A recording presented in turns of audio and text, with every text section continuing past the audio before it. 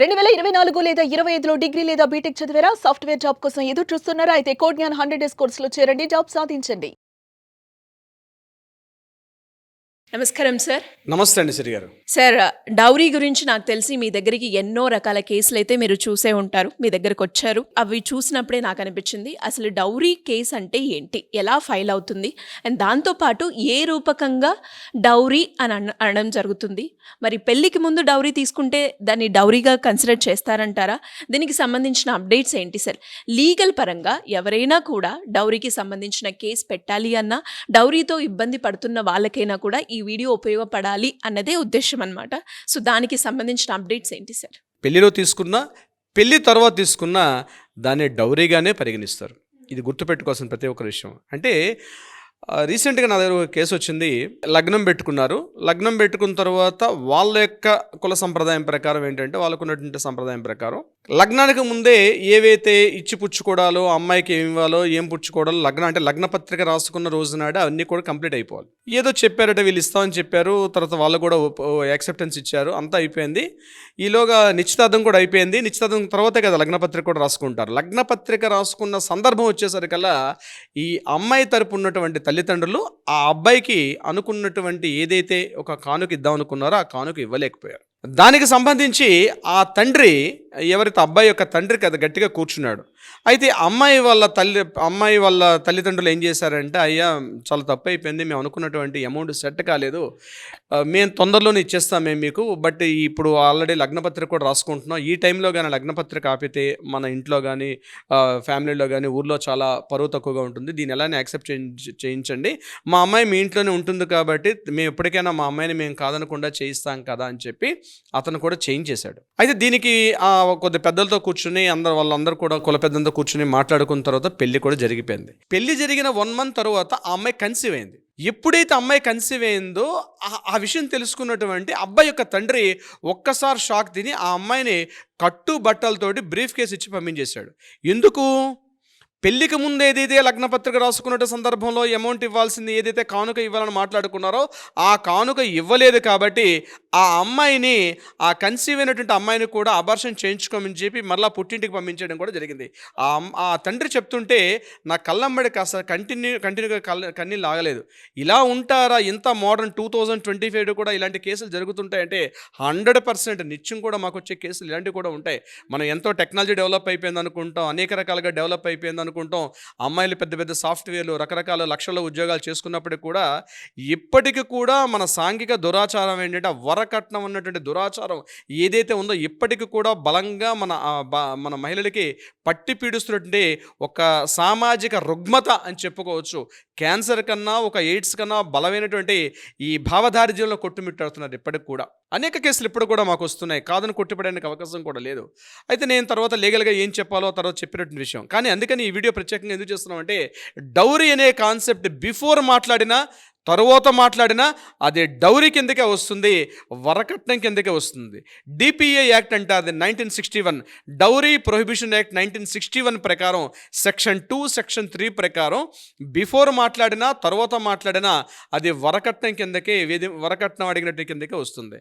అయితే సార్, ఇక్కడ మేము వస్తువుల రూపంలో చూపిస్తున్నామండి, బంగారం రూపంలో చూపిస్తున్నాం, స్థలాల రూపంలో చూపిస్తున్నాం, క్యాష్ రూపంలో అంటే ఎలాగో తెలుసు అక్కడ. సో ఏ రకంగా చూపిస్తున్నాం కాబట్టి ఇది డౌరీ కిందకి రాదా? మీరు ఏ రకంగా చూపించినా, మీరు ఏ రకంగా రిసీవ్ చేసుకున్న పేరెంట్స్ దాన్ని డౌరీ కిందనే పరిగణిస్తారు.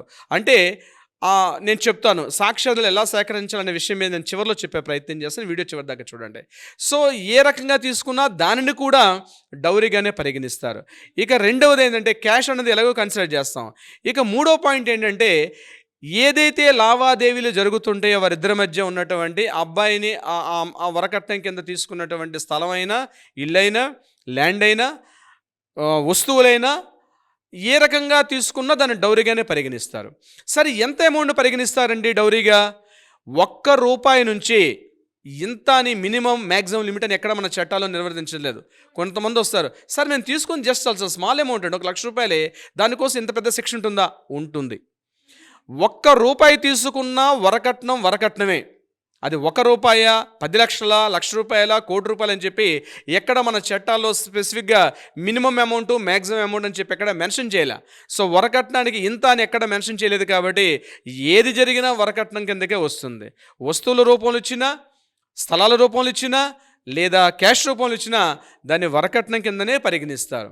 పరిగణించిన తర్వాత ఆ మ్యారేజ్ అయిపోయిన తర్వాత ఆ అమ్మాయికి ఆ వరకట్నం అనుకున్న అమౌంట్ ఇవ్వలేదు కాబట్టి ఆ అమ్మాయిని పంపించినా, ఆ అమ్మాయిని వేధింపులకు గురి చేసినా అది తప్పనిసరిగా వరకట్న వేధింపుల కిందకే వస్తుంది. అది ఖచ్చితంగా 498 అని కేసు పెట్టుకోవడం తెలుస్తుంది. కానీ కొన్ని సందర్భాల్లో అది ఇచ్చిన తర్వాత ఎవిడెన్స్ ఎలా సేకరించాలి, లీగల్ పరంగా మేము ముందుకెళ్ళాలి అంటే ఎలా అని చాలా మందికి డౌట్ ఉంటుంది. అలా ఎవిడెన్సెస్ని ఏ విధంగా గ్యాదర్ చేయొచ్చు అంటారు సార్? ఇది చాలా ఇంపార్టెంట్. చాలామంది డౌట్ పడుతూ ఉంటారు.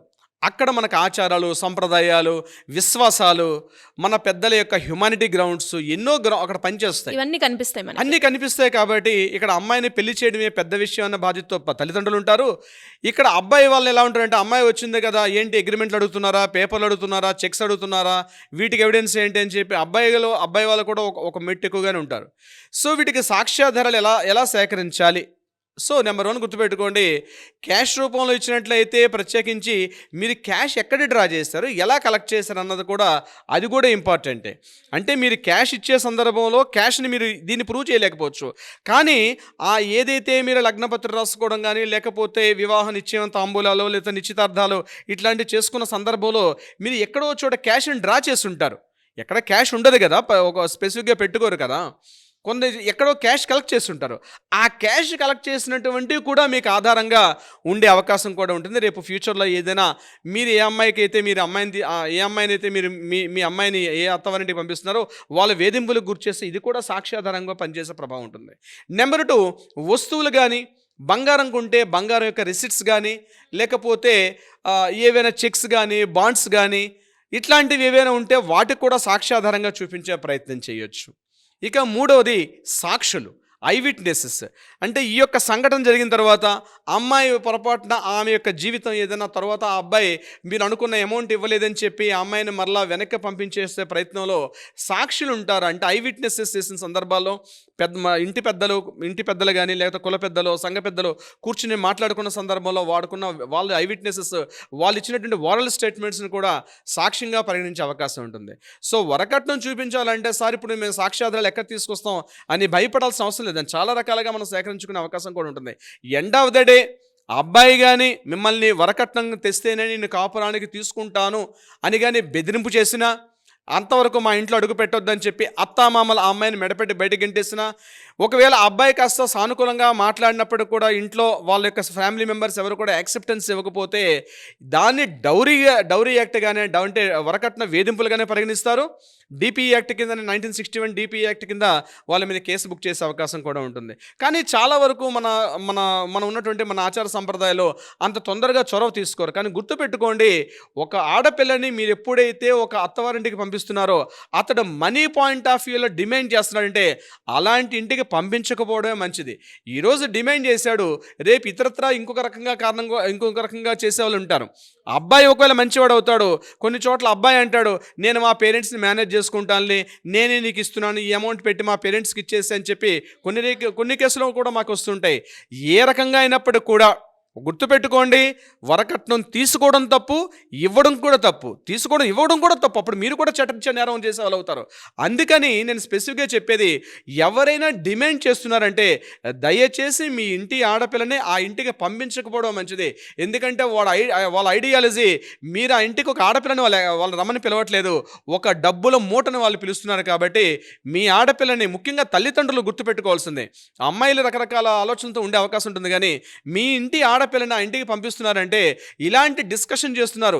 మీరు గౌరవంగా అమ్మాయికి ఏదైనా ఇచ్చే ప్రసక్తి ఉంటే అమ్మాయికి ఏదైనా ఇచ్చుకోండి, మీ యొక్క గిఫ్ట్ రూపంగా ఇచ్చుకోవచ్చు, అమ్మాయికి ఇచ్చుకోవచ్చు. అంతేగాని వాళ్ళకి ఇవ్వమని చెప్పి డిమాండ్ చేసి ఈ అమ్మాయికి ఇంత పెట్టండి, ఇంత బంగారం పెట్టండి, ఇంత బంగారం పెడితేనే కరెక్ట్, మేము ఇంత పెడుతున్నాం కాబట్టి మీరు ఇంత పెట్టండి, ఇంత కట్నం కావాలని చెప్పి డిమాండ్ చేస్తున్నారంటే ఎప్పటికైనా ఆడపిల్ల ఈరోజు బాగుండొచ్చామా కానీ తప్పనిసరి అంటే ఒక ఆలోచన ఎలా ఉంటుందంటే, మన కుటుంబాల్లో అమ్మాయిని మంచి డబ్బు పంపిస్తే ఆ కుటుంబాలు బాగా చూస్తారు అని ఒక చిన్న నానుడి మన జనబాహులో బాగా ఉండిపోయింది. ఆ అమ్మాయిని డబ్బులు ఇచ్చి పంపిస్తే ఖచ్చితంగా ఆ అమ్మాయిని బాగా చూసుకుంటారు. చూడరండి, గుర్తుపెట్టుకోండి, ప్రతి ఒక్కరు కూడా డబ్బునే చూస్తారు తప్ప అమ్మాయిని చూడరు. ఆ అమ్మాయిని మీరు పంపిస్తుంది ఒక యమకోపాన్ని తప్పించి ఆ అమ్మాయిని తప్పనిసరిగా మీరు ఒక మంచి మంచి హ్యాపీ ఫ్యామిలీకి పంపించట్లేదు. కాబట్టి ఎవరైనా అట్లా డిమాండ్ చేస్తే తక్షణమే రెస్పాండ్ అవ్వండి, అది మీ బాధ్యత.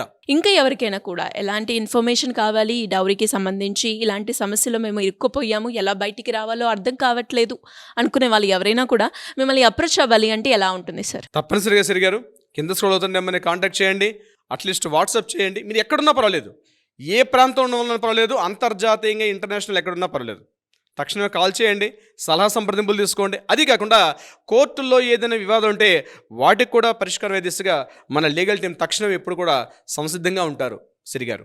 Thank you sir, thank you so much. Thank you so much Siri garu. Suman టీవీలో మీ పర్సనల్ అండ్ బిజినెస్ ప్రమోషన్స్ కోసం కింది నెంబర్కి కాంటాక్ట్ చేయండి.